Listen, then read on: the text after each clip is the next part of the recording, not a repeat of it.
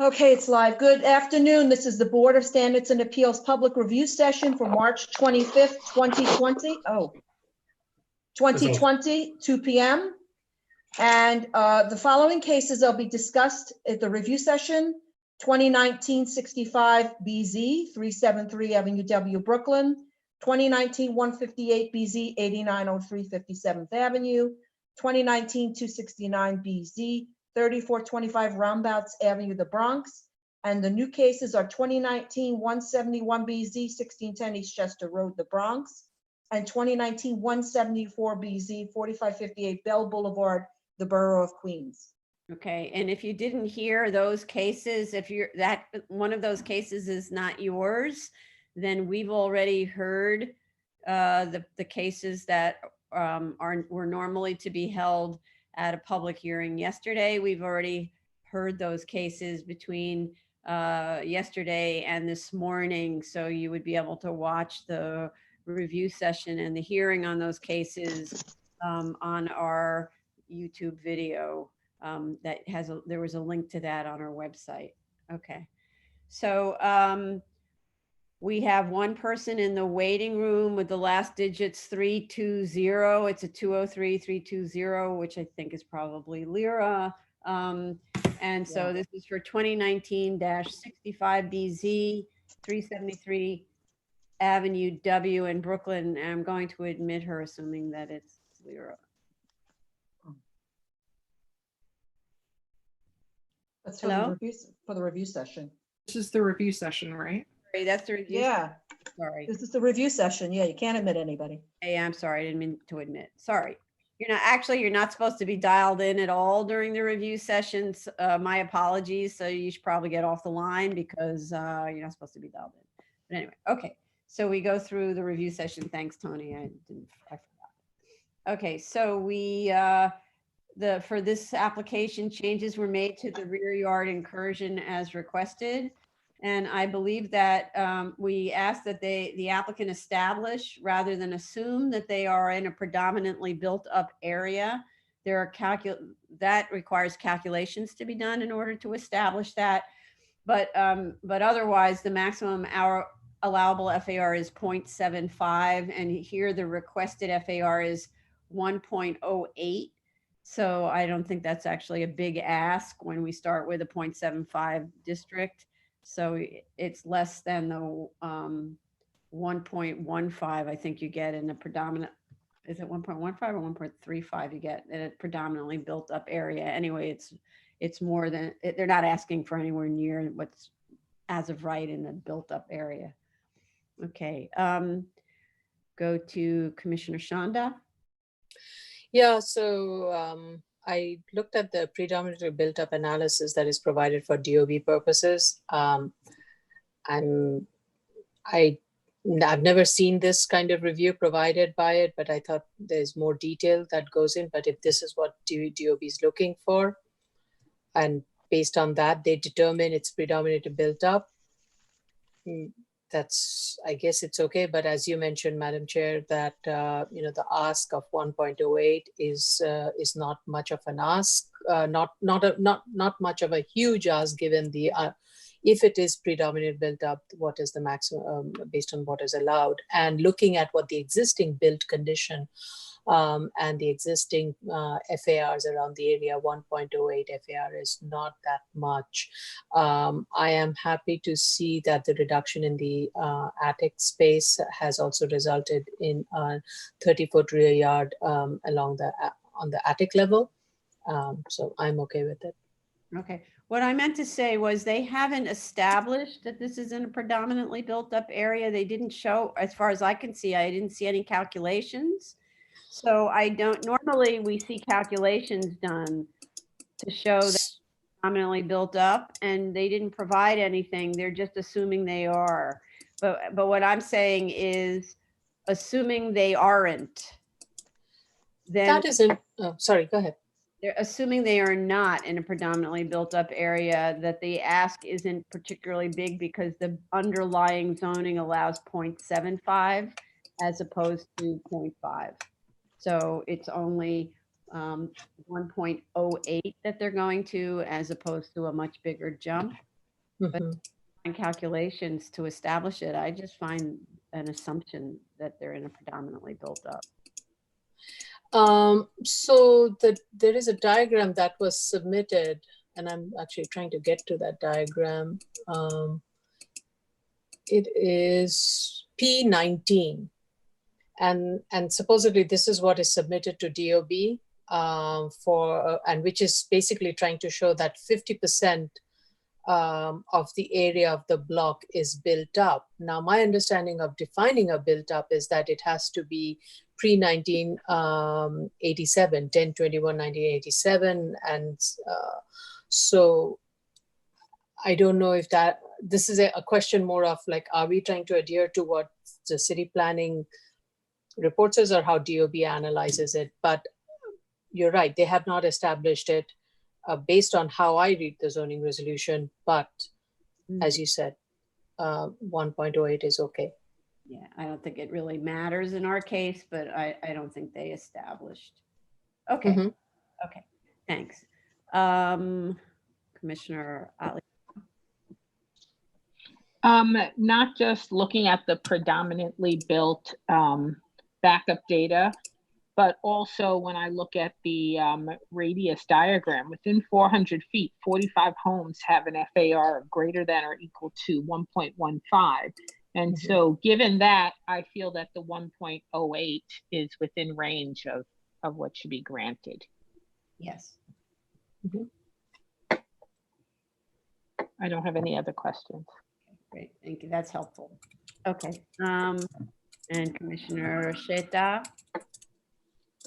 Yeah, I would say based on the submission that we got today, I believe they like significantly responded to our comments, especially the adjustment for the rear yard on the second floor and on the attic.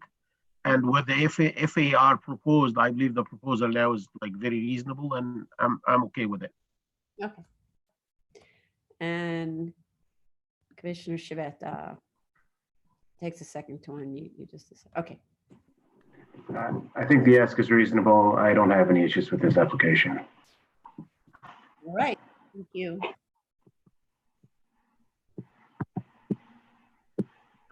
C 8903 57th Avenue, Queens. This is the White Castle drive-through. Can you read the calendar number again? That was cut off. I'm sorry, 2019-158BZ, 8903 57th Avenue, Queens. The White Castle drive-through. Okay. Second. The photos they provided show the speaker on the ordering booth, whatever, moved into what's described as the ordering housing. And I understand that probably would better direct the sound. I think there was 2 photographs that were provided. I think the labeling is reversed. The before is the after and the other way around. Wow. The sound measurements should really be taken with this adjustment in place. That's why I'm curious how the sound diagram is prepared from modeling or actual measurements. It's assuming now that the speaker is in this location, that the sound won't go higher than X, and that the fence will effectively block it from creating deeper. I'm trying to understand if that's just a modeled assumption or they actually measured that. They also reduced the height of the light pole, which is related to what we discussed this morning, in order to reduce the lumen spread. And so same thing, light measurements should be taken with the adjustment in place.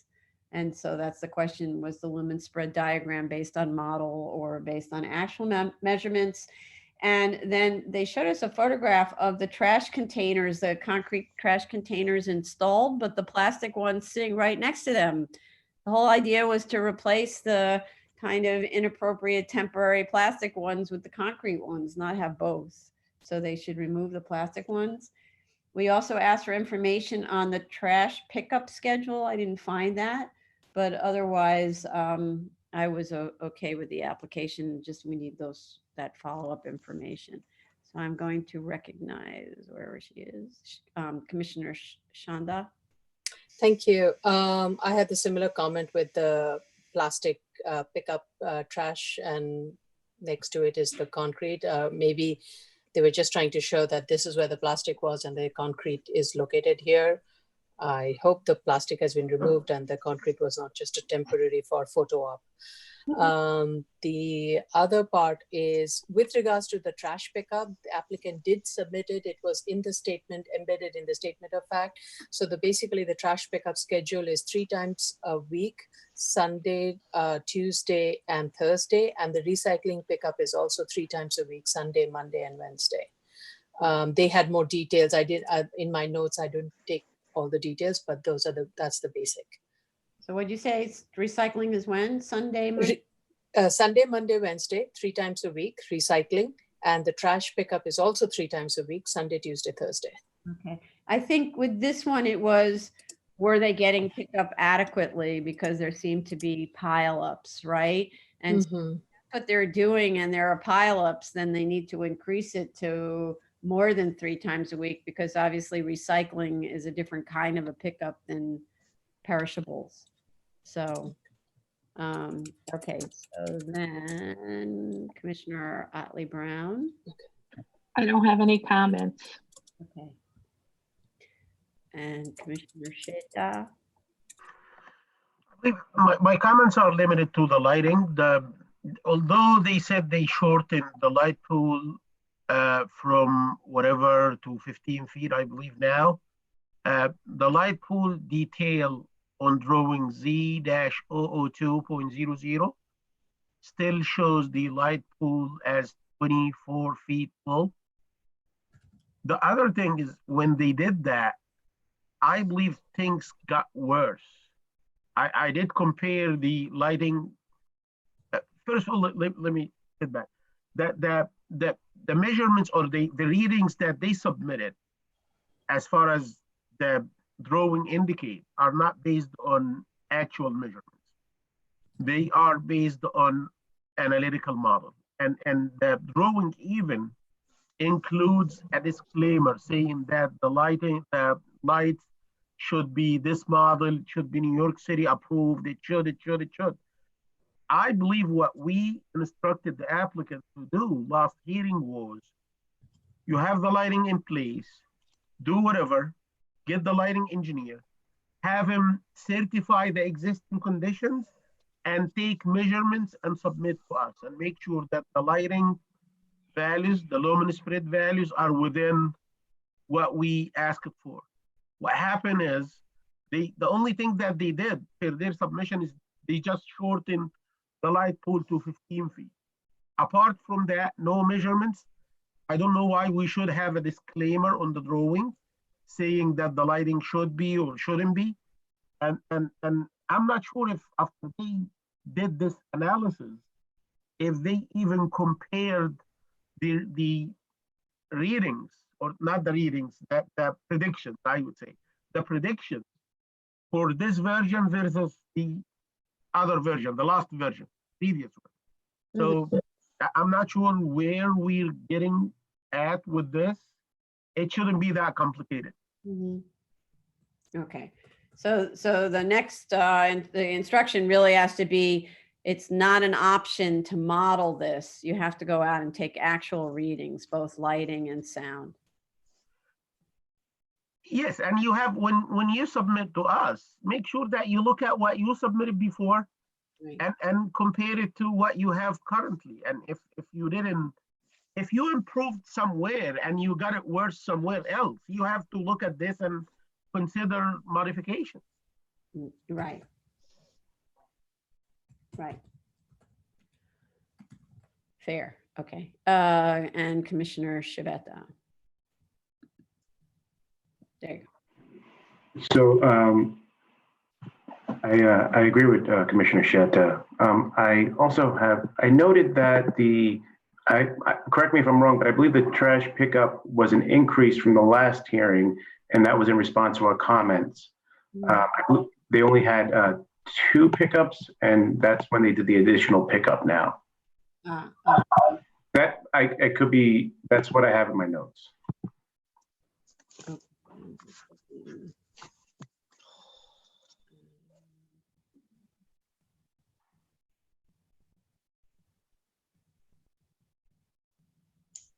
Yeah, I don't have the frequency of the pickups. I just have our instructions to increase the number of pickups. I don't know whether that's an increase.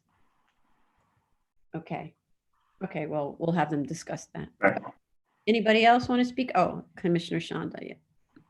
I had the same question. I wasn't at the last hearing and wanted to know what is the current pickup schedule and if this is an increase. So I think that would be helpful if in the statement of fact they clarify it, that what they're proposing is an increase and not an existing condition. With regards to, I did listen to the video from the last hearing, and I would say that this area is extremely busy intersection. This intersection is a very busy intersection and highly trafficked. And so as it is, the pedestrian, the vehicular volume and I mean, right now it's very quiet, I'm sure. But on a typical normal period, it is one of the busiest intersections. So the sound generated from the ambient level is quite high. I just wanted to acknowledge that what the applicant had stated here. Mm-hmm. Okay, but that's always how sound readings work, right? You measure the ambient, right? You measure the sound with the speaker on, and if it's more than whatever that range is that makes it perceptible, then it's not acceptable, right? It's always, right. Ambients are really high, right? And I'm not trying to defend the applicant's reason for trying to have the high sound level, but this may have been more to because the high sound level around it is so high, they're trying to make sure that the menu level may be audible enough for those in the car. I'm not justifying their reasons, but that could be the reason. Right, okay. Anybody else who wants to comment on this? Hands up sort of in the air or the graphic symbol? Okay, so we can move on. Item number 3, 2019-269BZ, 3425 Rombouts Avenue, the Bronx. This is the antenna case, cell tower antenna.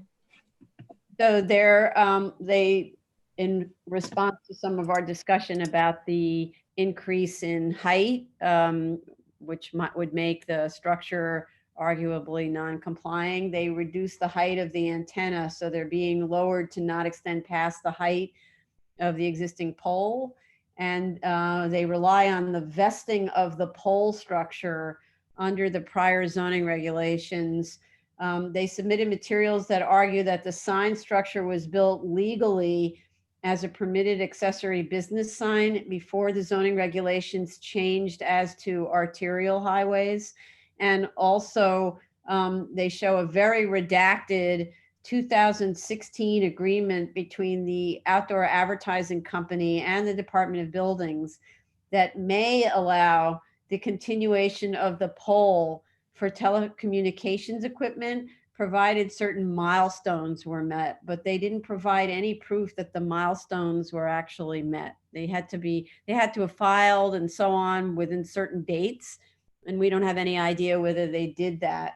There's also a 1999 restrictive declaration that they didn't show us that's recorded against this property that obliges the owner to install and maintain a business sign and to remove it as soon as it ceases to qualify as one, or an accessory business sign, and to remove it as soon as it qualifies as, ceases to qualify as an accessory business sign. And we should get further clarity on this. I think we should reach out to DOB for this.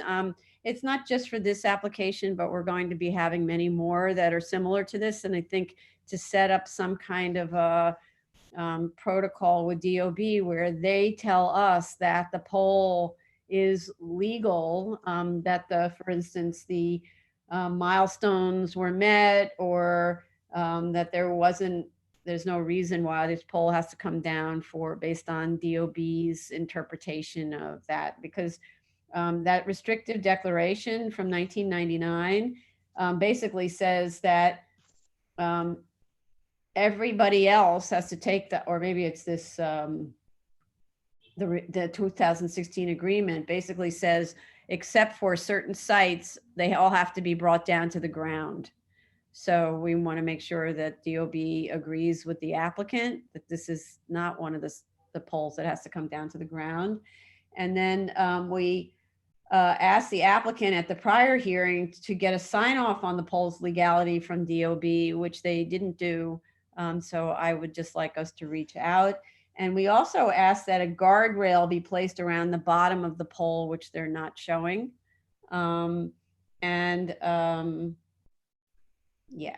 Oh, and then there's also an affidavit from a radio frequency engineer who argues that it is being installed to fill in gaps in service, which is what they're supposed to be doing.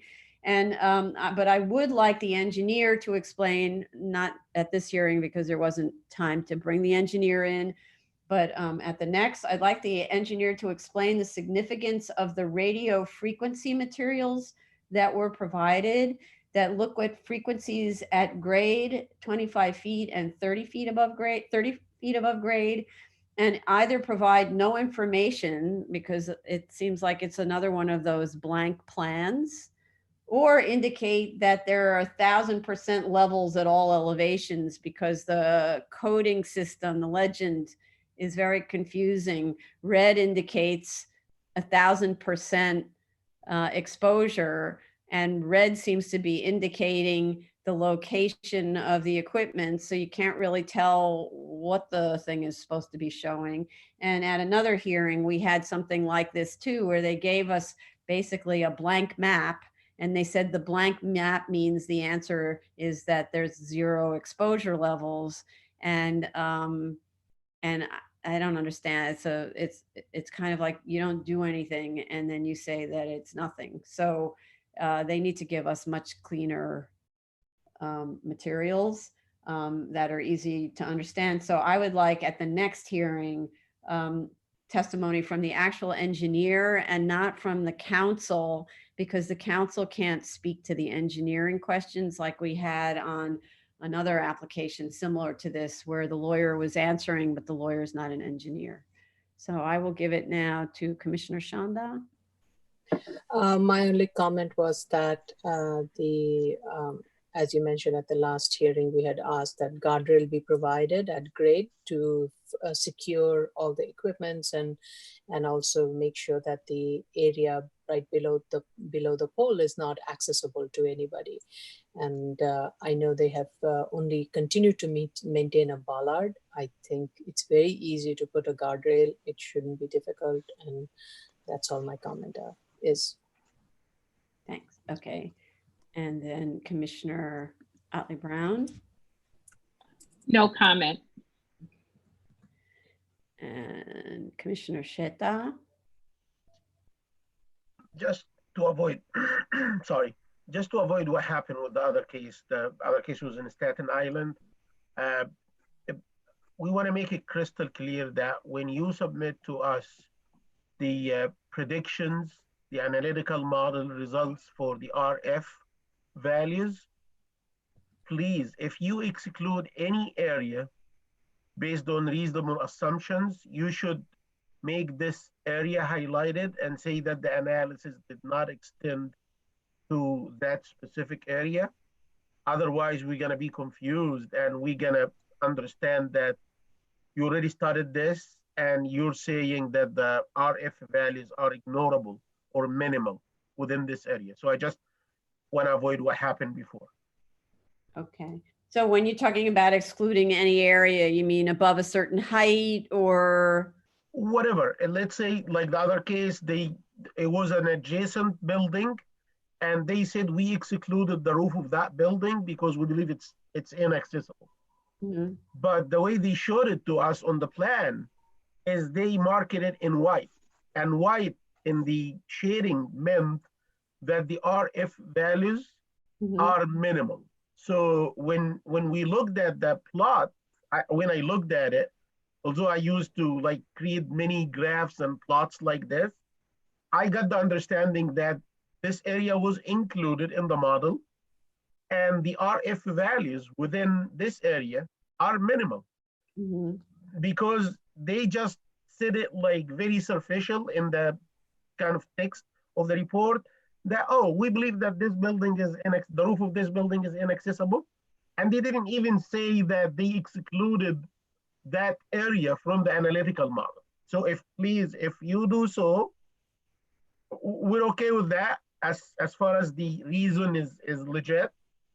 But please let us know clearly that there is an area that is not included in your model. Okay, fair. And I also, to that point, they only studied to 30 feet above grade.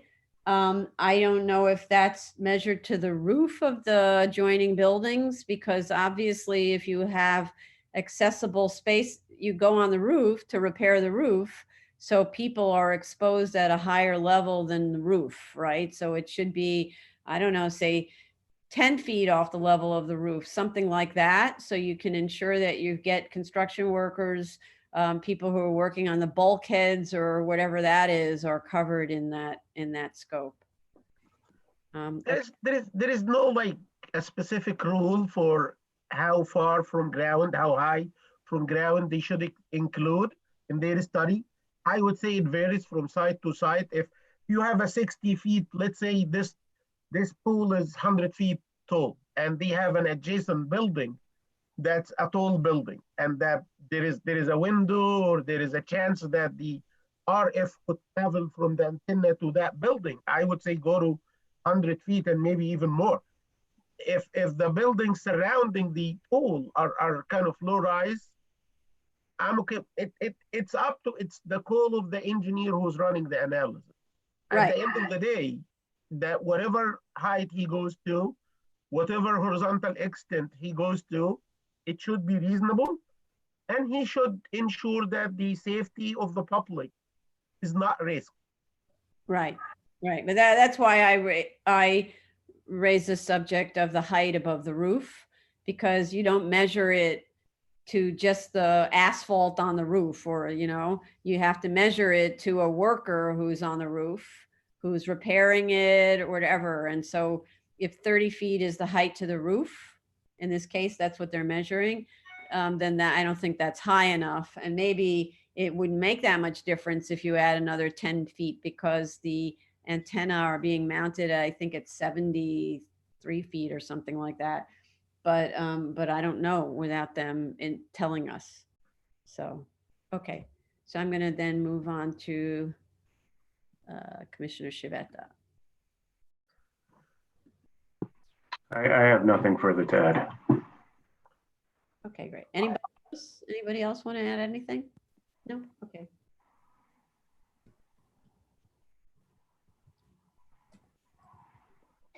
Okay, new cases, item number 4, 2019-171BZ, 1610 East Chester Road, the Bronx.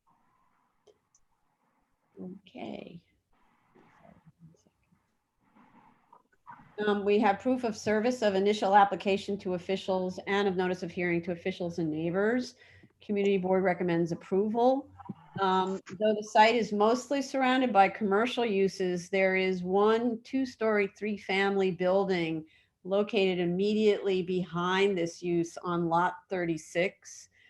So special care should be taken to shield that building from uses on this site, even though I have to say, unfortunately, the building that is occupied currently by tenants is surrounded on the other 2 sides by commercial uses. So I just don't want to exacerbate what is obviously kind of an unpleasant location. I see the existing 1-story masonry building is to remain, the one on the subject site. And there's a very large open area around it.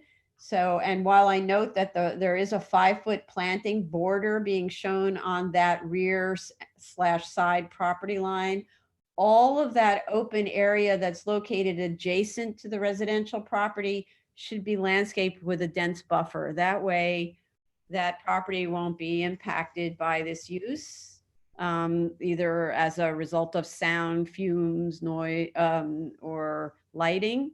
And I don't see any reason why they couldn't do it, because it doesn't look like that's being used for anything. And it's a way to ensure that it's not used for anything.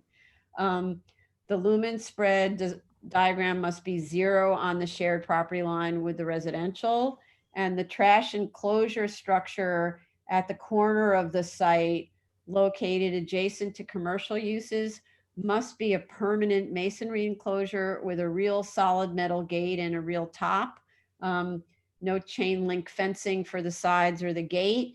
That enclosure is new construction and it should be done properly, and they need to provide details. So no more of these kind of lean-tos that that do a poor job, frankly, of hiding the trash.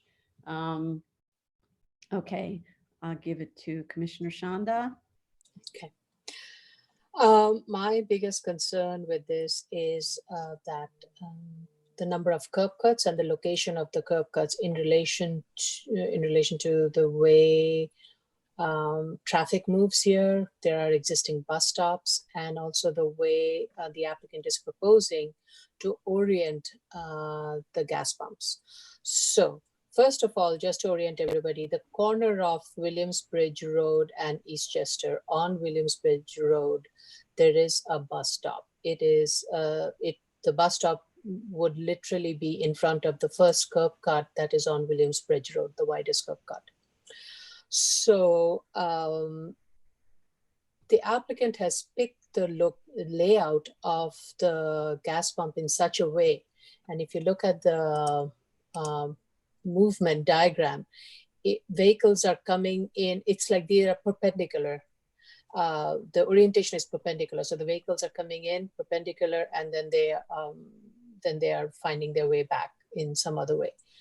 My question is, why can't it be parallel? Why can't these pumps be placed parallel to Eastchester Road? Because what that does, it reduces, you can reduce some of the curbs. There are 4 curb cuts that are proposed along the Eastchester Road. You can reduce the 4 to 3, and you probably don't need then those 2 curb cuts on Williamsbridge. And instead of having that big curb cut that is blocking the bus stop, and if you go to the Google Street View, you'll see it, that there are people waiting at the bus stop.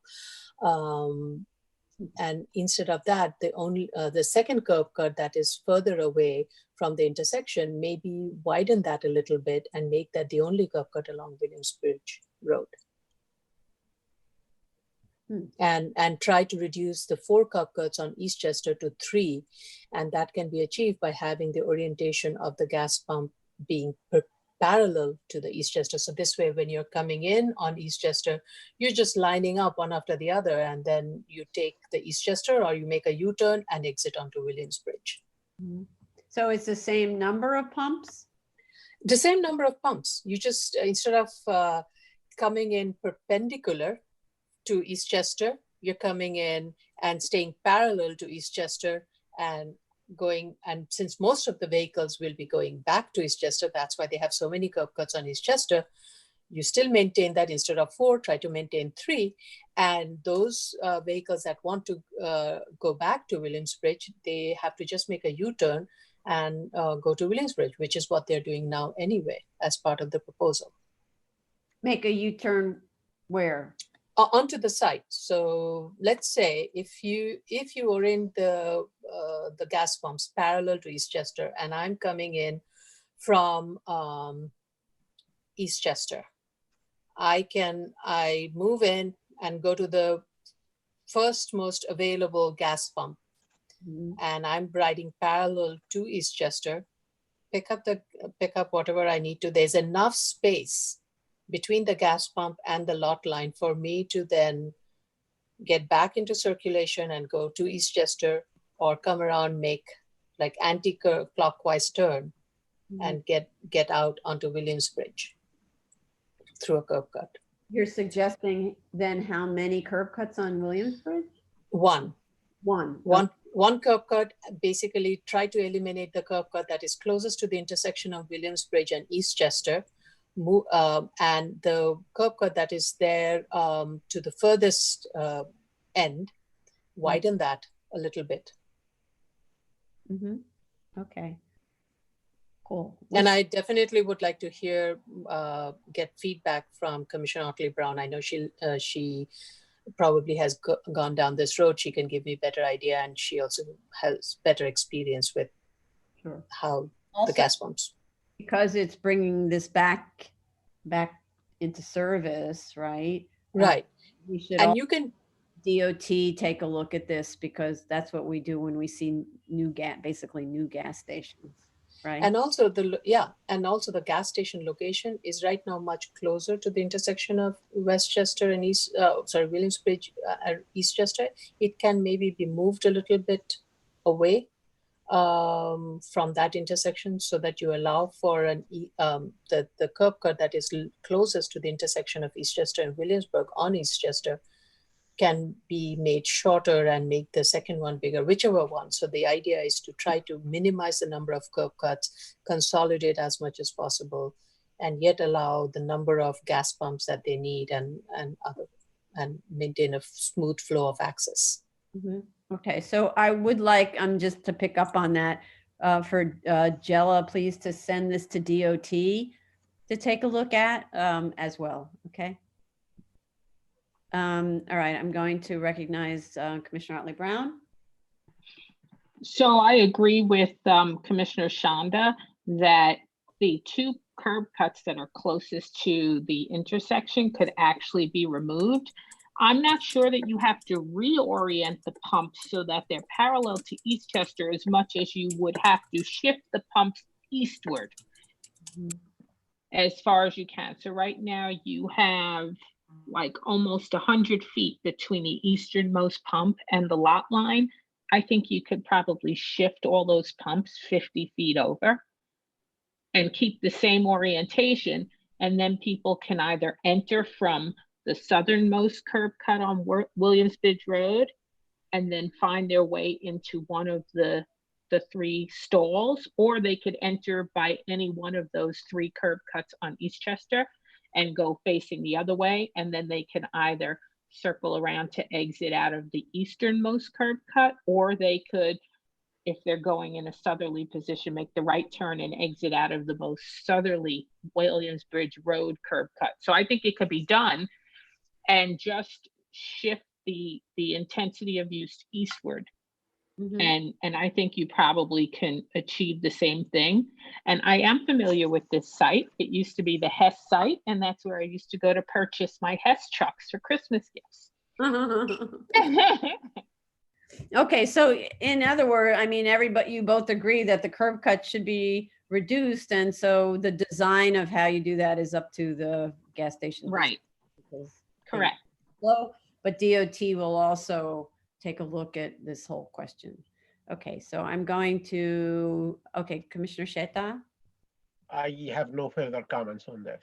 okay, and Shibeta, 1 second. Yeah, I'm trying to move these pumps east. I'm glad DOT is going to take a look at it, though.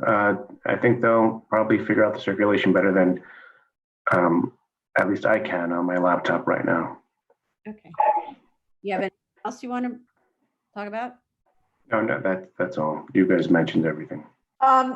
Just Madam Chair, did you see the objection from the neighbor? I didn't. Let me see. I didn't. Is that recently submitted?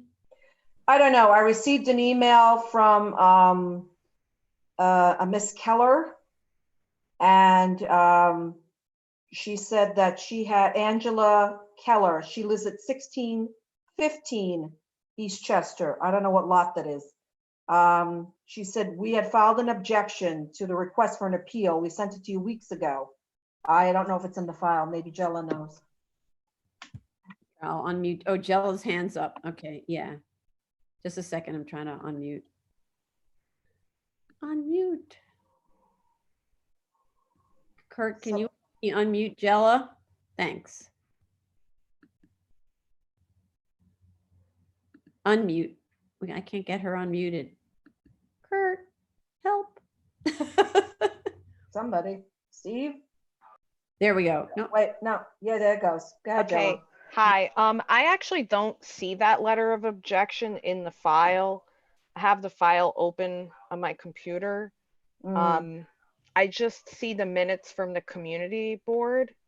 But I don't see any letter of objection. Okay, well, I gave her the call-in information, so when we bring the case up, maybe she'll call in. Okay, and I want to also add one thing as well.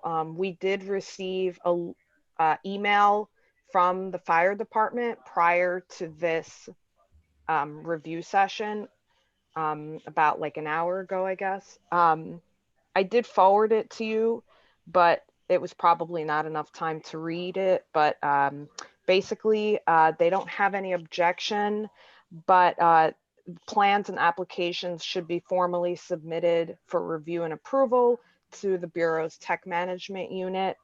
And during construction, members of the Bureau's Hazardous Control Unit will be inspecting the site to verify installation of the underground tanks, filing pumps, nozzles, and vapor recovery systems to ensure they're in compliance with fire code and applicable rules and regulations. And they said that they have no objection, that they will just continue inspecting the premises in this manner. okay. Okay, great. Okay. Can you forward that? You may have forwarded it already, but I didn't see it, or the email from Ms. Keller to the commissioners? If you could. No, I didn't receive it, actually. It was I think- actually, it was emailed from Emmanuel, and she said she had filed an objection, but she didn't attach the letter. Oh, I didn't even receive that email, I'll actually. forward it. I'll forward it right here. So when Jella, when you receive it, can you reach out to her and ask her to resubmit her Yeah. objection that we didn't receive, and we will review it for the next hearing, because it's not like, I doubt Mhm. it's not a call in, right? Okay. Okay. Okay, I'm going to recognize Commissioner Shanda. Thank you. I agree with the recommendation that Commissioner Otley Brown has suggested, is shifting it eastward, and that would, that would also do it. But I think we are all saying the same thing: is eliminate some of the curb cuts, and how they get to it is their issue. I did have another question, and that is since this is not an abandoned former gas station, do we need to know about the underground storage tank status, where they closed or not? Is that something we need to know? I'm pretty sure they submitted that material. Yeah, Ted's raising his hand. So Ted, that's the analog way to raise your hand. There's also that little button that asks you to raise your hand. I'm Okay, sorry. I did see that they did submit proof from DOB that they did remove the previous storage tanks. So I Thank you. don't think there's any storage tanks still in existence at the property. right. Thank you. Okay, any other comments? Any analog or actual, oh, Tracy is raising her hand. Tracy? Oops, She's muted. trying to unmute her. Okay, she's gone. Sorry, Tracy? yes. Yeah. I also checked the spill database and I didn't find any open spills. There was one open spill that was closed in 2016. Okay, That's all. excellent. Okay, anybody else? Any other raised hands, analog or otherwise? Great. Okay, we can go on. 2019-174BZ, 4558 Bell Boulevard, Borough of Queens. This is a gym. And it's a legalization. I like Yes. when it opened. It's funny when you get the front doors, you see that there are actually PCs on all the floors, but the one that's before us is the one that's in the cellar. Anyway, it's proof of service of initial application. We have that to officials, and of notice of hearing to officials and neighbors. Community board recommends approval. There's a mistake on our own calendar here. This is not a C24 R4B zoning district. This is a C22 R4B That's just an error there. We do have DOI, and we have a letter of objection from the fire department. And other No, than, it's no objection. I got a letter of objection. No? No objection? Okay. Daryl? That's the Well- one that, which he just sent it today. Yeah, all right. So it's a letter of no objection, correct? Yeah, it says it says the premises in the PCE space are not required to have a fire suppression system or a fire alarm system. The borough's licensed public place of assembly unit has been informed of this application to legalize. The PCE will conduct an inspection at the later date. Based on the foregoing, we have no objection. Okay, They will great. continue and inspect. Thank you. Okay, sorry, I misread it. All right, Commissioner Shanda. So I have no comments on this project, though I do want to note that there was a letter of objection, and the letter of objection was more about congestion, difficulty parking, traffic. I'm not sure how that relates to this. There used to be PCE on 2 floors. Now it is going to be PCE on 1 floor with office spaces, and so it's not any change in any uses on the 1st floor that is being, change in use, but as of right use. Well, And the PCE floor plate is being further reduced from 2 floors to 1 floor. right. So my only question about it, but this is, it's not, and Daryl, I'll recognize you in a second. My only question really about this is when you look at the building from the outside, there's obviously the use that's going on the other 2 floors. But they're like all-purpose businesses. It's actually great. It says they teach Chinese, art, SAT preps, and yoga. And then the next one says some painting and so and other kinds of sports academies. So they're multi-purpose with their space, whether they're actually PCE or not. I don't know. They may just have a space they use for a lot of purposes, and then someone teaches a yoga class every once in a while. But yeah, okay. So, and Daryl, I'm unmuting you. Okay, go ahead. Just want to make a note that the fire department also noted that they did file for a public assembly as well. Yeah. DOB. Yeah. Okay. Oh, thank you. Sorry. Okay, and then Commissioner Otley Brown. No comments. Okay. And Commissioner Sheta. No comments here. Okay. And Commissioner Shabeta. No comments. I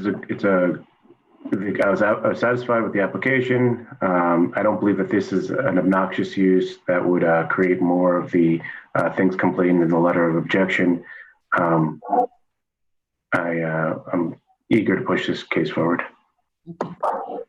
I actually didn't see the letter. If somebody has access to the letter, could you just read it? I think Commissioner Shanda. Yep. Yeah. Could you just read it? So just for the record, we have 1 letter of support and 1 letter of objection, and the letter of objection says, I object to this application. Our neighborhood is already congested. If this application is approved, it will add to the problems we have in our neighborhood. Traffic would increase. Prolonged will be, what? Oh, parking, sorry. I'm very bad at reading handwritings. Parking would be even more difficult. PS 31's, the public elementary school, half a block away. The school children would be in more dangerous situation because of the increase in traffic and overcrowding. Problem with increased noise pollution, etc. All of this problem, if this application is approved, because of so much I'm not able to read this word, so much of construction in nearby area are empty and available. Why not go there? this neighborhood those neighborhoods are less congested. What we need in our neighborhood is less congestion, not more. Thank you, George A. Yeah. Cavales. So Go ahead. again, Commissioner Shabeta. Yeah.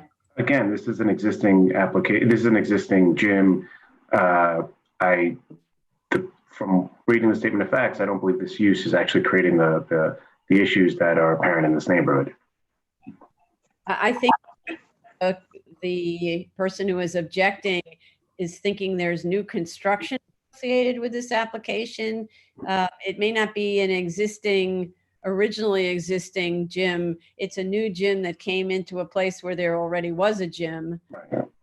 and the use is active now, right? We don't know when it opened, but I think the person who is writing the objection doesn't understand the scope of the application, which is just interior work, minimal. Okay, any other comments? Okay, Okay, this concludes the public review session for March 25th, 2020, 2 p.m. session.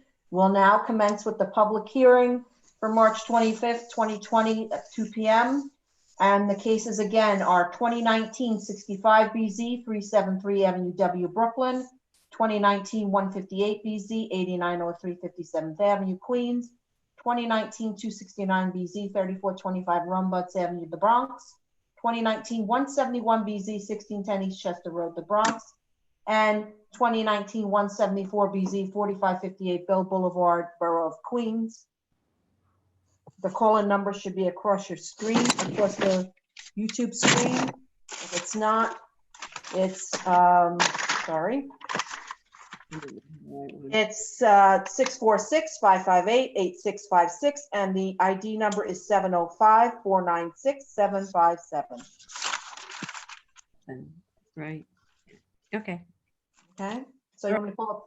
First case is 2019-65BZ, 373 Avenue W, Brooklyn. There we go. So we're going to admit, okay, please identify yourself. Lyra Altman. Okay. Okay, let me swear you in. Do you affirm to tell the truth, the whole truth, and nothing but the truth in your testimony before this board and to respond honestly to board member questions? Of course. Okay, take it away. This is Lyra Altman from the Law Office of Lyra Altman. We did listen to your comments a little while ago, and I've spoken with the architect's office already, and he said he would be happy to provide additional information on the predominantly built up standard. Okay. Okay, that's fine. So, and as we said, it doesn't really matter whether it's predominantly built up, but if you're going to claim it is, it should be established. Okay. Understood. Does anybody have any comments on this that they want to add? No, I don't see any hands raised by commissioners or staff. Okay, so then I would like to make a motion to close this. Chair Perlmutter, Aye. Vice Chair Chanda. I need to unmute them. Sorry, just a second. I'm sorry. Sorry, one more. Okay, do that again. So motion to close, Chair Perlmutter, Aye. Vice Chair Chanda, Aye. Commissioner Otley Brown, Aye. Commissioner Sheta, Aye. Commissioner Shabeta. Aye. This application is closed for decision to be decided whatever date we pick. Okay. So we'll let you know on the website. So Ms. Altman, so obviously before the decision date, you need to submit the revised drawing, but do it please a minimum of a week before the decision date so we can review the plans, make sure they're clear. Okay. Of course, I will ask the architect to take care of it as quickly as possible. Okay, great. Thank you. Thank you.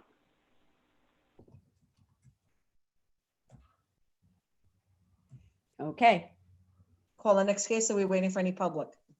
Oh, I'm sorry. Well, we closed, so. Oh, that's true. Sorry. Okay.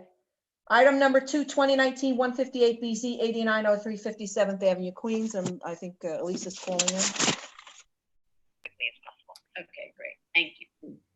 Thank you. Okay, identify yourself, please.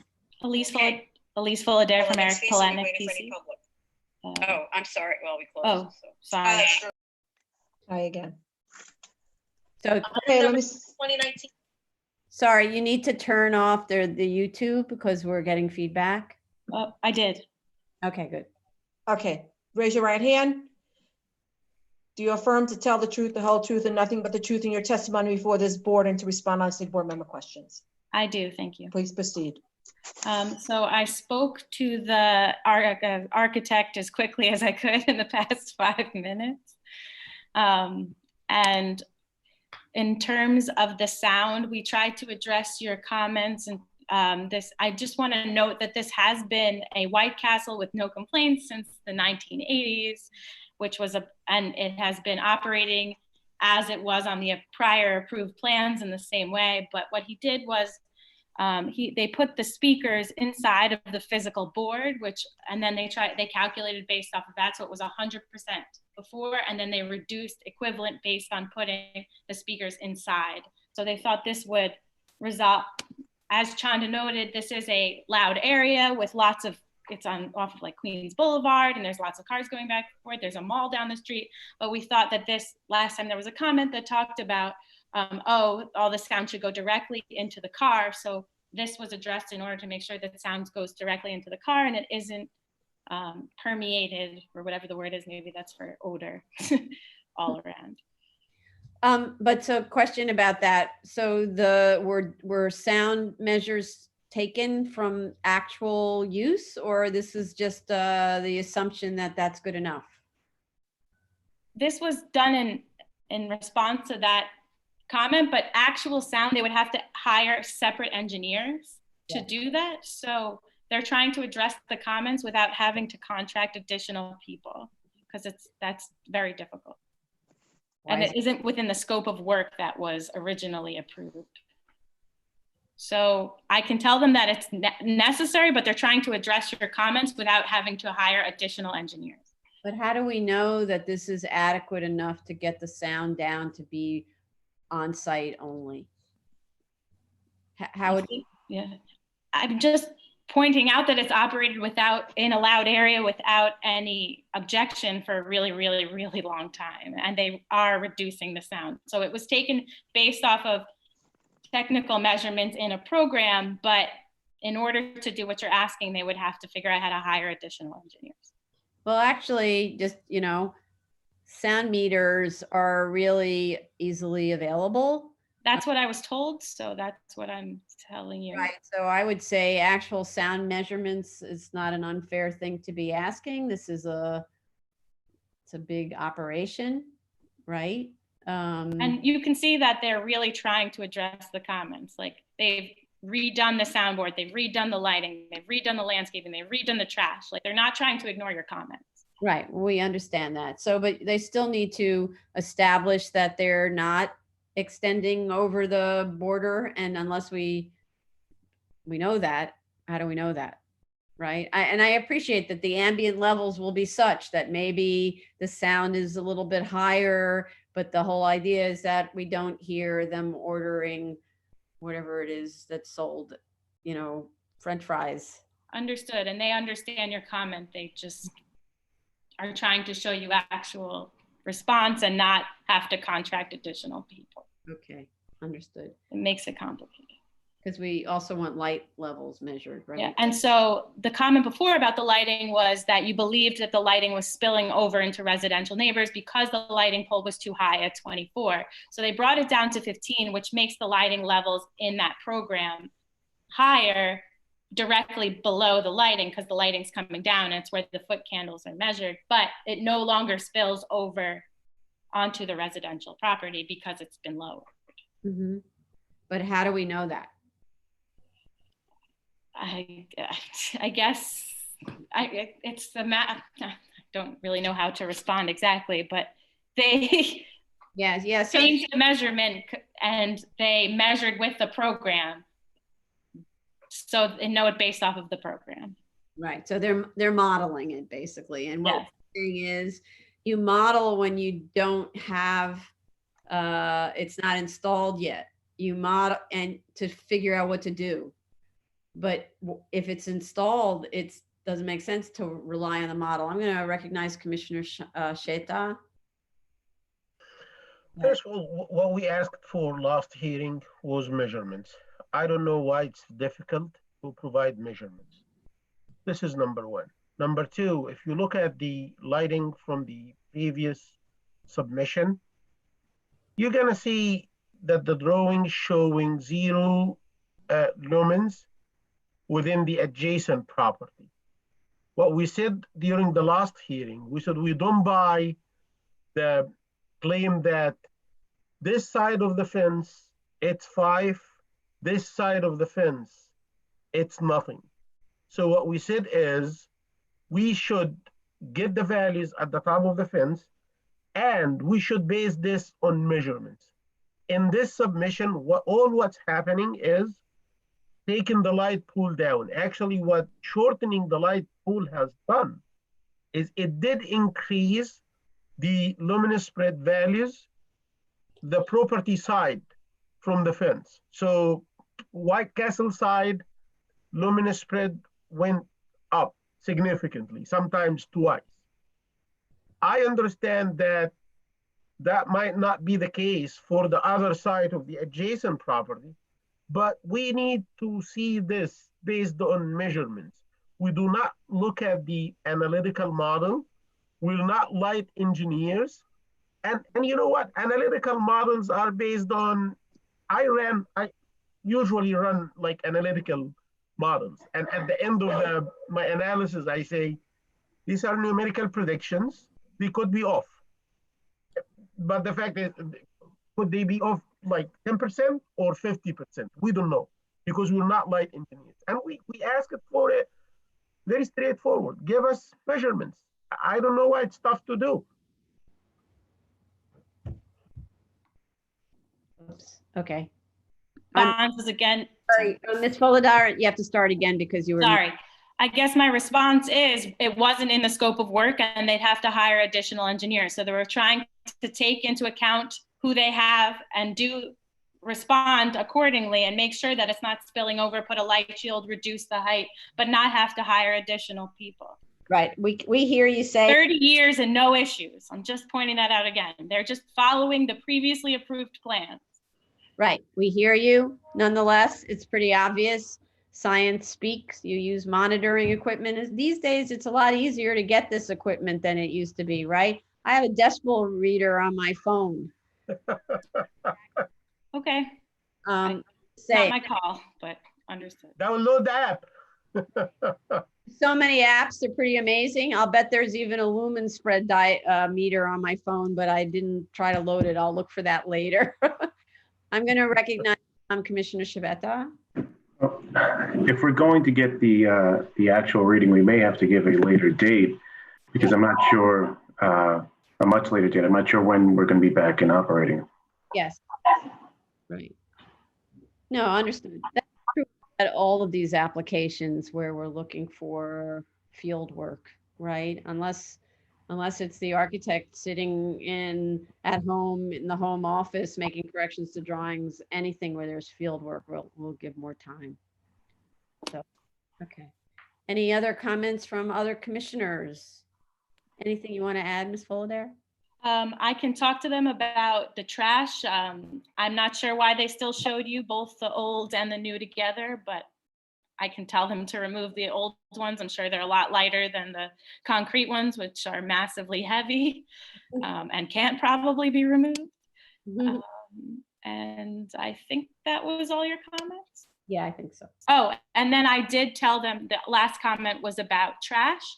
I asked them to create a more a system that they come more often. And in response to that, that was the operational plan that I was given that I put in the statement of facts. Okay. So this 3 times a week for the 2 different kinds of pickups is an increase in what was done before. That was given to me in response when I told them that I needed an increase, yeah. Right, but just to verify, were they having fewer pickups before? I believe so, because I asked for more and that was the response. Can you verify whether? I will verify that because I have to do another submission. Okay. All right. Anybody else? Oh, Commissioner Shanda. No, my question got answered regarding the. Okay. All right. All right, then. So then I will ask for to see if there's any members of the public who would like to speak on this. Members of the public who may be listening to this application. Again, the application, sorry, number is 2019-158 BZ. yeah, 89-03 57th Avenue in Queens. And the dial-in number is 646-558-8656. And the code is 705-496-757. Give it a minute.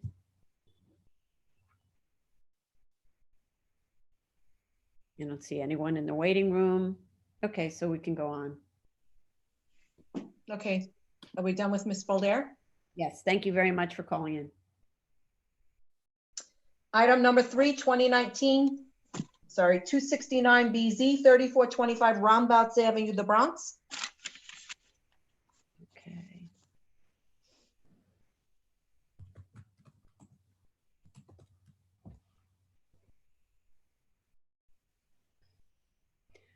All right, so this is 2019-269. Oh, we have someone waiting at 203. Okay. The person who's got a 203 area code, could you speak? That's me. Can you hear me? Yes. Oh, good. I just sent you our objection letter. Did you receive it? I sent it on email Oh, with an attachment. I'm sorry. Speaking? I'm Angela Kelleher. I'm president of Franang Realty Corp. We Okay, own that's for the next, excuse me, I don't want to interrupt you, but Ms. Keller, that's for the next case. We're on the Bronx case 3425 Roundabouts. So could you call in again? And re-email? Yeah. Okay. So, right. Okay. So she's off and we have Hillary. Hillary. Hi. Azrat. Okay. Is that Hillary? Yeah. Okay. Please speak, Ms. Azrat, so we know you can hear us. Hi, everyone. Okay, good. Okay, let me swear you in. Do you affirm to tell the truth, the whole truth, and nothing but the truth in your testimony to this before this board and to respond honestly to board member questions? I do, and I'd also like to note that Leslie, the attorney for the telecommunications company, is also supposed to be joining. I just represent Outfront, the monopole owner, so she should be dialing in now as well. Okay. When we see her, you might want to let her know to dial in because we don't see her yet. Okay. Yes, she knows too. I'll text her now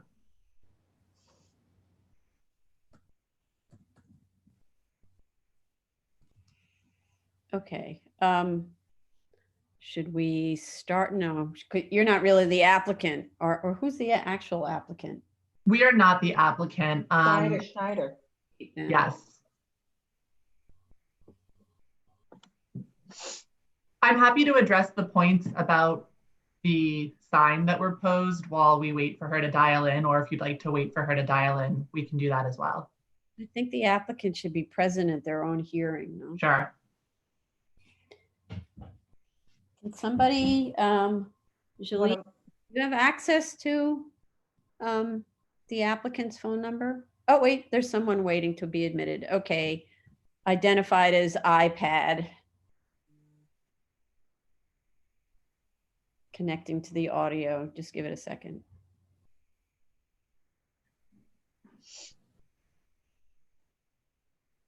There we go. She's muted. I'm muting her or him. I'm trying anyway. There we go. No. Somebody do that again? Okay, there we go. Hi, person who just dialed in, identified as iPad. Could you identify yourself, please? Yes. Leslie Snyder. I'm the attorney for New York SMSA Limited Partnership, doing business as Verizon Wireless. Okay, great. Okay, let me swear you in first. Do you affirm to tell the truth, the whole truth, and nothing but the truth in your testimony before this board and to respond honestly to board member questions? Yes, I do. Okay, please proceed.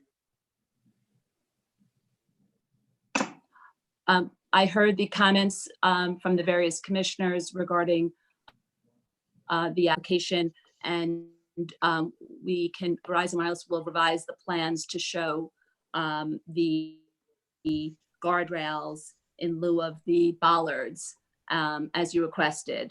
Regarding the RF safety report, we have no objection to also giving that additional detail to indicate that if someone is standing on the roof of those buildings, they will also be way below the FCC standards for RF safety. Okay, but with respect to that, it wasn't just to include that. You know, I think you heard comments from the hearing on a subsequent case to this the last time that basically those sort of plans, they don't really tell you anything. It's basically a blank sheet of paper. And I would like to hear from the engineer who prepares this, how this is done, as opposed to hearing from, no offense meant, but as opposed to hearing from a lawyer about this, because there's technical questions that we might have that an engineer should be answering. So for the next hearing, if you could have the engineer dial in as well to explain those maps, or provide us, and in advance of that, provide us with better information, because they basically look like a plan that was never filled out, you know, because it shows everything. I think he did show, you know, where the location is, where those buildings are, but we can certainly give you more detail and make it clear that someone's standing on the building, and we can have him present, you know, by Zoom or whatever would be the applicable medium at the next meeting. Obviously, with telecommunications being so important, and particularly in these times, you know, we're anxious to move this along, so we'll do whatever's necessary. Okay, but I'm not talking about the only about the height. I'm talking about what those plans show. They look like they're not showing anything. So there's a legend, and the legend shows several different colors to indicate the levels of exposure, but it's blank as opposed to a color. And I think that's part of the problem. It looks like no one did anything. Either that, or the locations, because they're red, the locations are at 1,000% of exposure or something like that. So let's just say those plans are very incomplete / superficial, and I'd like to see data. Right. I think the purpose of that plan was just to show where the buildings were in relation. And then in his report, he got into the detail of what the FCC standard would be, how much lower it was. But we can certainly make that clearer, and he can go through that with you. Okay. So the FCC standard is just a standard, right? We want to know what's actually happening on this site. So that should be indicated on the materials that are submitted. Right, in relation to the FCC regulations, yes. Right. These are the regulations for RF emissions. So that's what he did. He did the percentage, how way below we are, but he can make that very clear and fix that diagram, you know, so it's clearer. Right. But so they must be modeling a number, right? So then you say the number is X, and that number represents, according to the FCC regulations, this percentage, because I don't see any number. I actually, he did the percent of the FCC standards, but we can make that clearer for you, so it's more evident. Okay. All right, I'm just going to say it one more time just to be clear, and I unmuted Commissioner Sheta in case he wanted to jump in, but so when you do the modeling, the amount of radio frequency is a number as opposed to a percentage of what's allowed. So there should be. It could be a percentage. Sometimes you could introduce this as an absolute number. Like if somebody's exposed to temperature, you could say the maximum temperature that somebody could be exposed to is 100. And then when you show a chart for a certain area, you say here it's 20%, here it's 40%, there it's 110%. So at the 110%, you know that a guy standing there is gonna be exposed to something higher than what he should by 10%. And at the 80%, he's exposed to something that's lower than the limit. Same way it could be done with the RF, but the idea is when people prepare this, and especially for the other cases at Staten Island, they don't mean to like put things clear for us.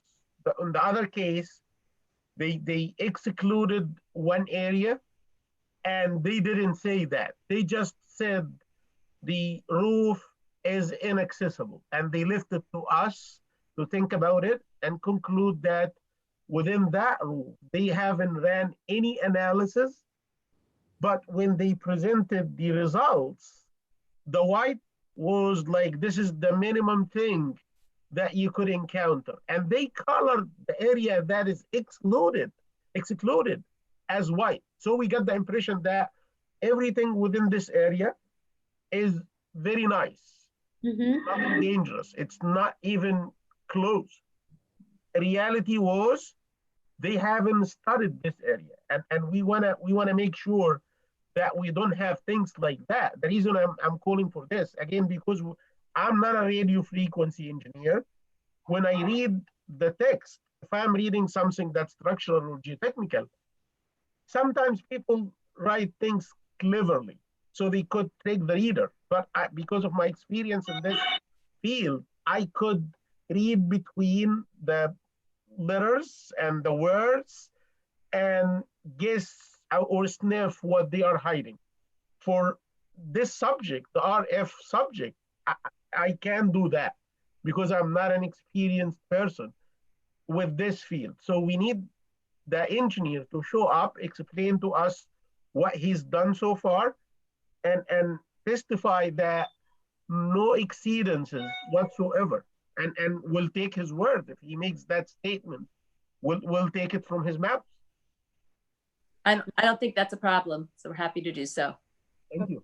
Thank you. Okay. Anything else you wanted to add?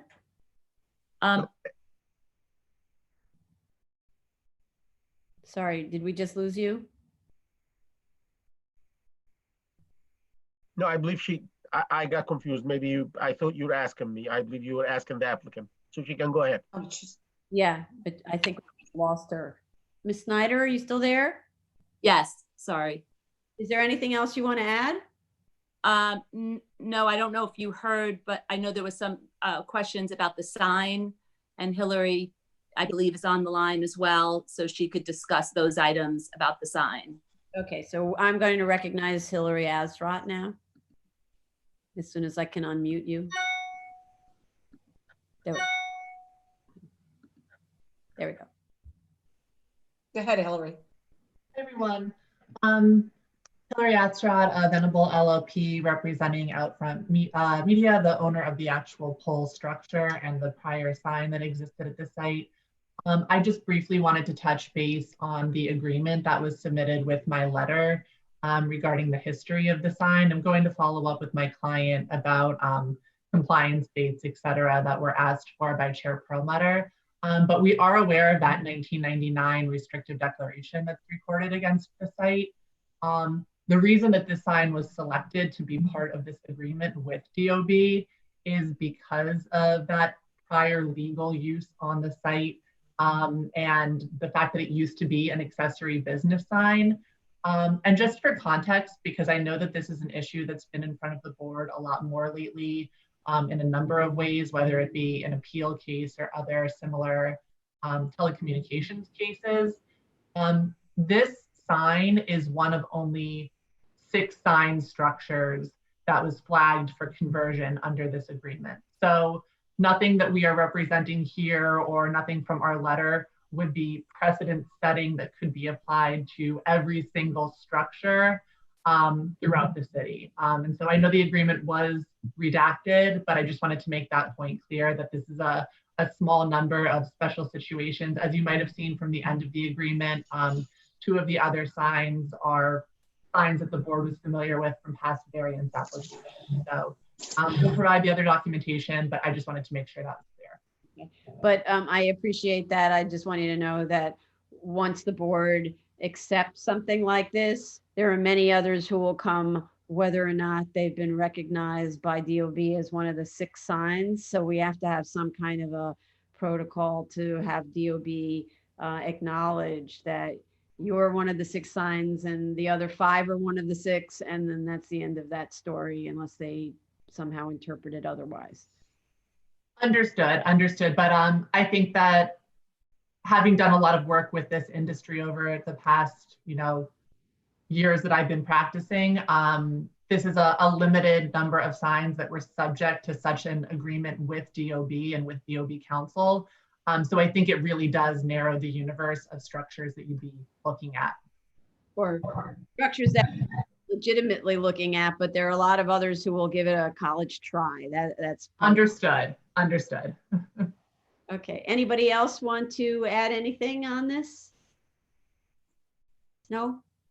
Okay. So is there anything else either you, Ms. Azrod or Ms. Snyder wants to add? Okay. So then I'm going to ask if there are any members of the public who would like to speak on this. If so, they should dial in. The number is posted on our video, but I will read it again. Dial in number. So that's Elise in the, okay, we're not going to recognize yet Ms. Fullader. We have 646-558-8656 is the call-in number, and the code is 705-496-757, and that's to call in on application number, Tony. 2019-269 BZ, 3425 Roombutts Avenue, the Bronx. Right, okay, that's for requesting members of the public to dial in on that. Okay. All right, I appreciate very much call in from the applicant and representative of the sign company, Ms. Azrod and Ms. Snyder. And we'll get back to you on the continuation date. Okay? Thank you very much. Thank you. Stay well. Stay well. Be safe. Okay. Okay, new cases. Item number 4, 2019-171 BZ, 1610 Eastchester Road in the Bronx. Okay, Ms. Fullader is connecting to audio to speak. On the continuation date. Okay, please turn off your video, Ms. Fullader. Okay. How do I do Okay, new cases. Item number. Yeah, there we go. Okay, raise your right hand. Oh, she's muted. Unmuting her. Okay, oops. I think more than one of us is trying to control the mute button. Here we go. Okay. Raise your right hand. Do you affirm to tell the truth, the whole truth, and nothing but the truth in your testimony before this board and to respond honestly to board member questions? Hold on, I have to turn off the, okay, got it, sorry. Okay, let me repeat it. Do you affirm to tell the truth, the whole truth, and nothing but the truth in your testimony before this board and to respond honestly to board member questions? I do. Please proceed. Okay, so we heard your comments. We can look into adding landscaping with a dense buffer on the residential property side and make it more buffered. We heard your comment about the lumens must be 0, and we've discussed that today already with other cases. We also heard your comment about the masonry trash enclosure, and we will work on that. And then I think the biggest chunk of comments was about the curb cuts. We will look into that. I've already have the traffic engineer. Has been sending out plan revisions to everyone in the past 15 minutes because he was listening to your review session. And I guess the only question is, would you like us to first discuss with the client why we designed it this way? I heard that and then send to DOT or send to DOT now. I just don't want to create too much back and forth with DOT. We can try to resolve all of your comments before you send a final site plan to DOT. I think you should reduce the amount of curb cuts if that's viable, and then we can send it to DOT. Well, that's what I'm asking. So yes. Does that make So, yeah. I'm gonna unmute. This is Jella's case, yeah. Right. Hi, so I just want to verify, will we wait for the revised plans to send to DOT? Or send the current plans? No, that's what we're talking about. I think Right. if it's doable to reduce the number of curb cuts, because we have several people who think that that's a viable solution. If that's doable, then it should be done, and then we'll send it to DOT. Okay.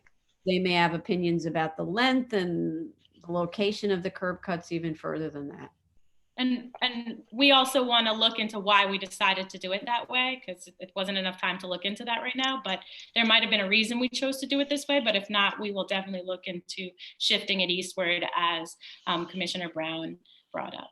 Okay, because we also do have, and I hope that she'll call in shortly. We do have on this one, I believe this is the member of the public who is a neighbor, very, very concerned about the impact of traffic at this intersection. And concerned about, so obviously the number of curb cuts is relevant to that. I did receive the letter from her. I forwarded to Elise. And I already. read it actually just 5 minutes ago. And I think that I just would like to say that this is a new site. So hopefully all her debris problems and her, I think she talked a lot about trash and debris. This is a new site, so we will be making it look nicer, not worse. And we will taking care of it better, not worse, because right now it's not in use. Well, she's a property owner across the street, I guess, at the dialysis center. Yes. And that was one of her concerns, but she also had concerns about traffic. I did tell her she was looking to call in, so I'm not sure if she's in the waiting room. No, she isn't yet, but she can call to the waiting room. I assume she's listening, I hope. She can call into the waiting room, and then we'll recognize her after we're finished with the commissioners and applicant talking. So this is to ask specifically, I believe her name is Ms. Keller. Yes. She's waiting, so we can please stay waiting. Okay, but we're going to keep muting Ms. Keller until we're ready to hear public testimony. Okay, so stay on the line there and we'll recognize you. I'm going to recognize Tracy Benke. If I can unmute her, there we go. Tracy? She's still on mute. I know, every time I hit it, there we go. Hi, I just want to add that if there are any changes, also change them to the EAS, not just the plans, because there is a transportation in the section in the EAS with more items in the appendix, and that will need to be up to date before we send anything to DOT. And part of the EAS had a Stonefield analysis from Stonefield of the area. So that might be answering some of these questions. So Stonefield. It was a Stonefield, let me just see the appendix of the EAS has it's basically a few page analysis of the site in terms of traffic. They don't really discuss the curb cuts in depth, but they might have looked at the curb cuts. Okay, so they're talking about signalization timing and things like that. It's a look at the existing roadway and trip generation. It's a level 2 trip generation, and they do talk about site circulation somewhat as well. Okay, so I mean, they may need to get into this more in depth in response to DOT looking at it. Right. Okay. Okay, does anybody want to add anything? Oops. Do any commissioners want to add anything to this? Okay. I'm unmuting Miss Folger. Hi. Thank you, Tracy. It's noted, and I have been in contact with Stonefield today. That's what I was talking about, was looking into updating the site plan. So Great. we'll make any updated changes. But thank you for pointing it out, because there's a lot of different parts, and sometimes you forget all the different parts. Is there anything else you wanted to add, Ms. Fullader, other than that? I don't think so. Okay, does fire department want to speak about anything? No, that was a no. No comment, Madam Chair. Okay, all right, before I go to the public, I just want last call for the moment from anybody, staff or commissioners? No? Okay, so I'm going to now recognize what I believe is Ms. Kellner. Hello? Hello? Hi, is this Ms. Kellner? I don't know Hello? I don't know if she's connected. No, this is Victor, waiting for the next hearing. Oh, sorry, Victor. Okay. Okay, hang up, Victor. Here, because we can't tell. Oh, there's Ms. Keller. Okay. Ms. Hello? Kellner? Yes, are we all in? Yes. You're in. Hello? Hi, is this Ms. Kellner? Yes, I am, President of Frenning Realty Corp. Hi, everyone. Hello? All right, so you need to close your YouTube video. Oh, And Victor. Okay. What do I need to do? Victor. You- Because oh, Ms. Keller. Okay. Hello? Hello, I'm here. Yes, close your YouTube video. Close your YouTube Oh, video. okay. So we can hear you. I'm President of Frenning Realty Corp. Hi, everyone. No, you're still working. No, You it's, need to your YouTube video. Okay. What do I need to do? on your phone, turn off the video.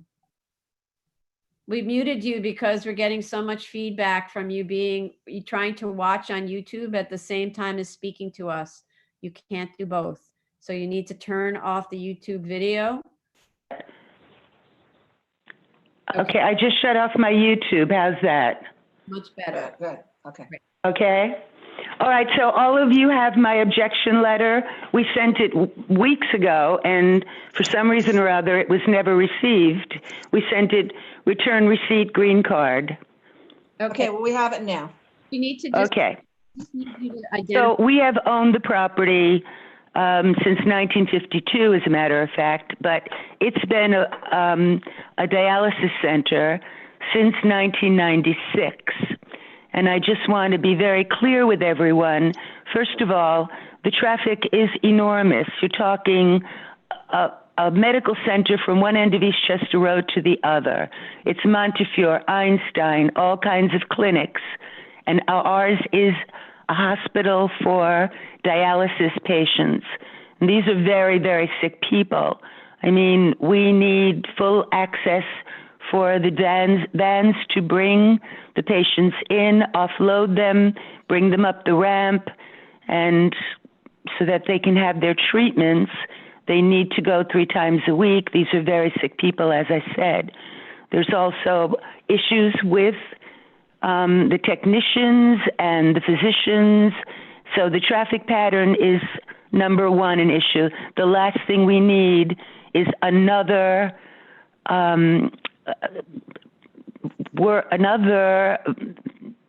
entity adding to the already serious traffic issues on Eastchester Road.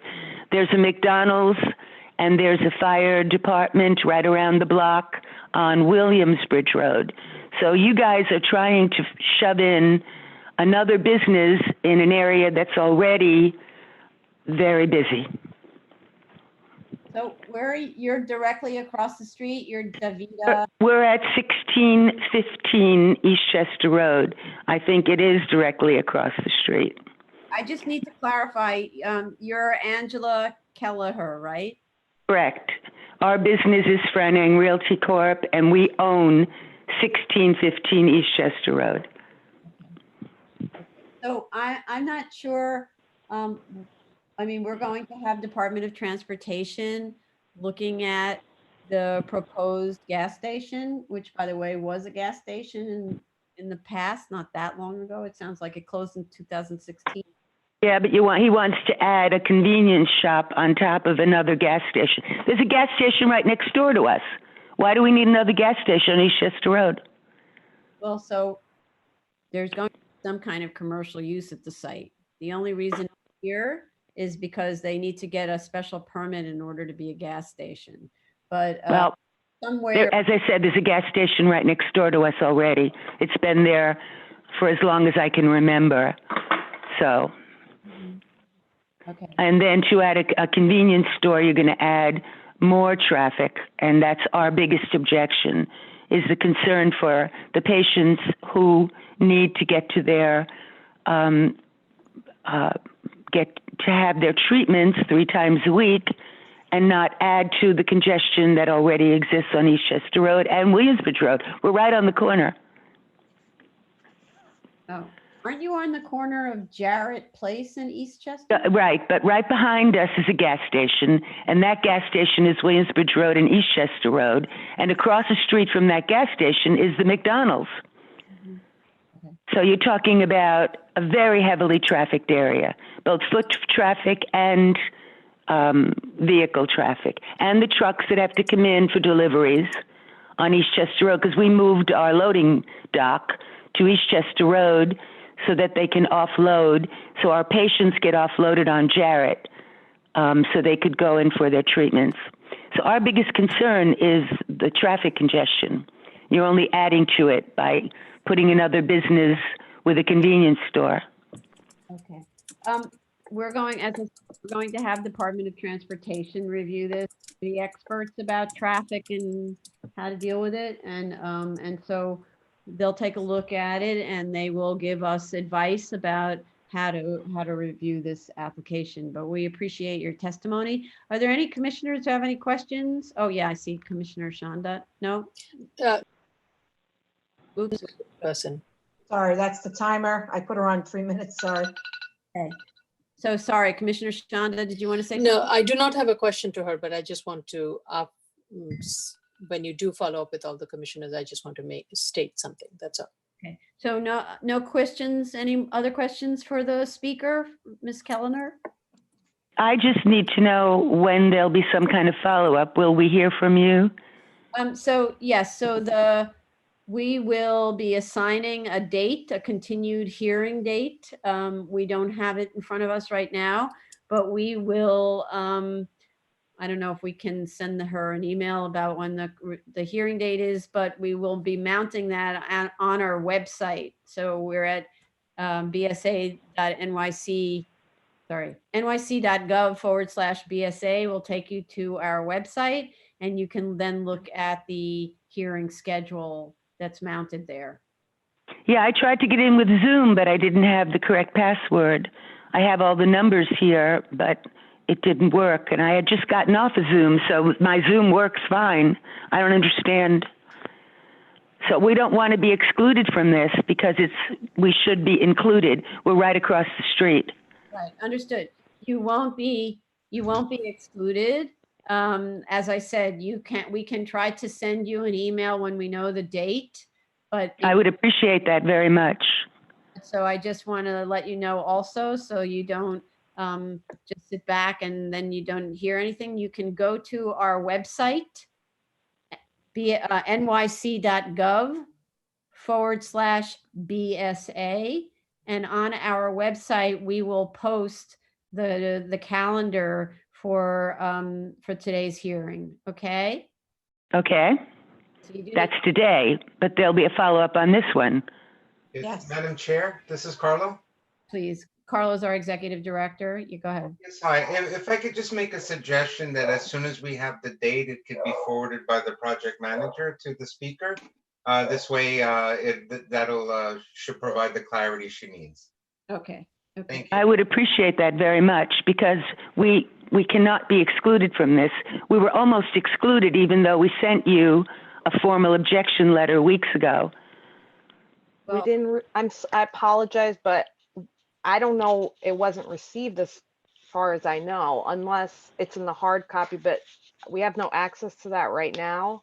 But well, Lee got it today, but it was very last minute. And the hearing was scheduled for yesterday initially, and I was just going to call in afterwards and see what happened, but we should not be placed in that situation. We need to be part of this.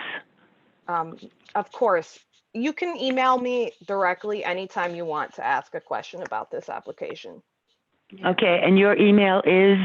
Actually, I emailed you. We've been communicating today. Okay. Yeah. Okay. So.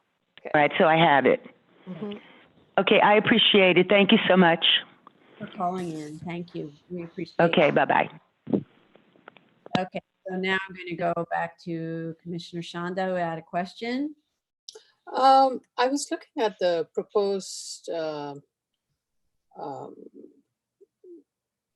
use. The building is 585 square feet of a convenience store, so it's very small. And I would like the applicant to clarify if the hours of operation of the convenience store is the same as the gas station. In other words, it's a 24/7, isn't it? Isn't that what's proposed? It is 24/7. The gas station is 24/7. I really do not have an issue in terms of the hours, but just for the record, it would be good to know. Okay. Since the footprint of the convenience store is extremely small. Yeah, it's like 500 and something square feet, no? Yes, Yeah, 0.03 FAR. yeah. Well, it's a very large site, so 0.03 potentially is big, but the site. That is true. Yes. Right? Okay. Yes, it's 585 square feet. Okay, so 585. So when you're done with bathrooms and a refrigerator room and a selling area, so I don't expect that this is going to be a particularly busy convenience store if that's what they're talking about. Actually, the sales area is 177 square feet. Because if you deduct the attendant area, the counter and all of that, the sales area is 177 square feet. That's really convenience. That's like milk and donuts. Anyway, okay. Any other people, anybody else, commissioners or staff who want to comment on this one? No? Okay, so then we can move on. We've already had participation from the public, which was great. That's actually our first official public participation, I think. Yep. Via this method. Okay. You want to unmute Elise? Oh, sorry. Nothing personal. Sorry, there you go. Didn't take it personally. I wanted to say that I heard Commissioner Chanda's comment. We will note in the statement of facts and in our cover letter the hours of operation. And maybe with the curb cut analysis, and if we change the curb cut, maybe we can address traffic as necessary to address the public's concerns. Okay, that'd be great. Like anticipate DOT's kinds of questions in the Stone Hill analysis, right? And I think Stonefield is often really good at that because they work with DOT all the time. Right, great. Okay, thank you very much. Thanks for calling in. Thank you. Okay, next item is 2019-174BZ, 4558 Bell Boulevard, Borough of Queens. Mr. Han, please call back in.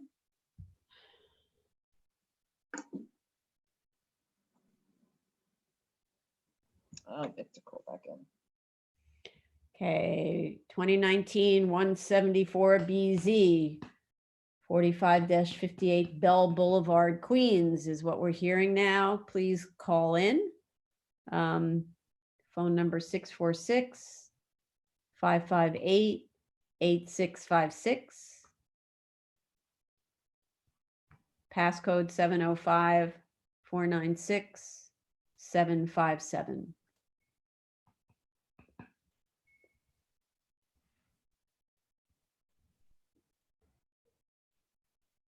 Oh, there he is. Okay. Hi, good afternoon, Commissioners and Madam Chair. Identify yourself, please. Victor Hahn, applicant. Okay, Victor, I'm going to swear you in first. Do you affirm to Yes. tell the truth, the whole truth, and nothing but the truth? Let me finish. The truth in your testimony before this board and to respond honestly to board member questions. Yes. Proceed. Good afternoon, Commissioners. I listened in on the review session. I believe you had some concerns about the first floor tenants, the subject application being the seller. They are individual tutoring centers, so to speak. They teach various classes, and it's limited to basically junior high school, some high school for the SAT, and under that age. Okay. Thank you. All right. I don't know if there was anything else, right? Right. I think everybody else was okay with this. Oh, I'm seeing Commissioner Sheta raise his hand. You're breaking up, Martha. Yeah. Do we have DOI on this? Say that again? Do we have DOI? Yes, we have DOI. Okay, I didn't see it. I thought we didn't get it. Yeah, we have it. I think it was sent in an email. Okay. Okay. And then Commissioner Shanda. I hate to bring this up. I did not notice it. A signage analysis Oh, was not provided. Yes, the signage analysis was submitted. oh. It's, And, you know, don't forget, you look at it per establishment in this situation and you have 3 establishments, maybe 4, hard to know, maybe 5. Actually, first floor has 4 tenants. The second floor has 1 tenant as well. So, Or just 1 tenant, right? This academy. correct. Do you find it, Commissioner Shanda, no, I did not. Dara's waving her hand. Oh, sorry. Sorry. Okay, go ahead. It's in the, because there is one in the September 12th, 2019 submission.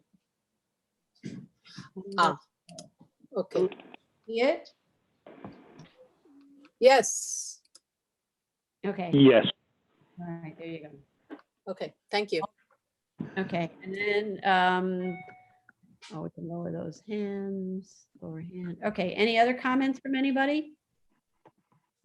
All right, anything you want to add, Mr. Hahn? No, that was it. Thank you so much. Oh, I would like, don't hang up because. Oh, no. I don't know whether there's anybody from the public. We did have 1 letter of objection from the public who seems to think that there's new construction or something on the site, but I want to invite anybody from the public who would like to speak on this application, which is 2019-174BZ, 45-58 Bell Boulevard, Queens. They can call in to 646-558-8656, and the passcode is 705-496-757, and that number should be displayed on your screen also when you're watching the video. So just give them a second to dial in. And afterwards, I'd just like to close this because I don't think we have any other open issues, right? Everybody okay with that? Okay, so then I'd like to make a motion to close. Chair Perlmutter? Sorry, just 1 second. I need to unmute everybody. Oops, unmute. Okay. Everyone is unmuted. Okay, so yes, aye. Aye. Vice Chair Chanda? Aye.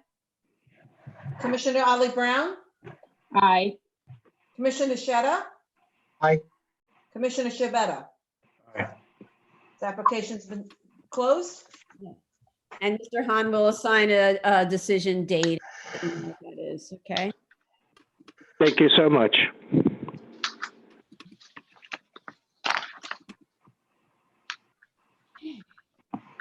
Okay, we're done? We're done. So say we're done. Okay.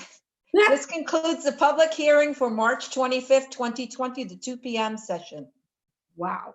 Thank you, everyone. That was our first hearing fully televised. Okay, thank you. Thank you. Thank you.